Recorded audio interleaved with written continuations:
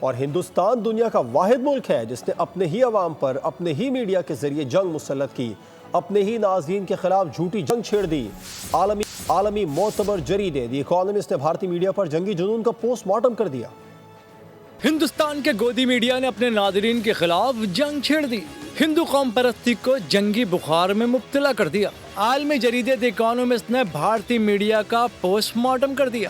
دی economist نے لکھا، بھارتی نشریاتی خبروں کو ہر افواہ کو حقیقت کے طور پر پیش کرنے سے نہیں روکا گیا، بلکہ پس منظر میں سائرن بج رہے تھے اور اینیمیٹڈ لڑاکا طیارے اسکرین پر اڑ رہے تھے۔ ایک اینکر نے ناظرین کو تسلی دی کہ موصول ہونے والی تمام معلومات ایک جانچ کے نظام سے گزرتی ہیں۔ خبریں حیران کن تھیں اور تجزیے مکمل طور پر غیر متوازن تھے۔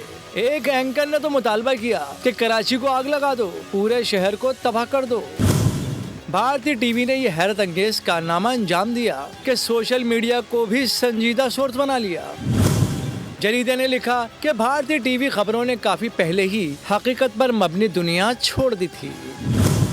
ہر رات اینکرز حکومت اور وزیر اعظم کی تعریفوں کے پل باندھتے ہیں، حزب اختلاف پر طنز کرتے ہیں، اقلیتوں اور غیر ملکیوں کو نیچا دکھاتے ہیں۔ پاکستان سے حالیہ کشیدگی میں بھی بھارت ایک جارح کے طور پر سامنے آیا۔ ملک کے اندر ٹی وی نیوز نے اپنے ناظرین کے ساتھ ناانصافی کی۔ سبسکرائب کریں اور بیل دبائیں تاکہ کوئی خبر رہ نہ جائے۔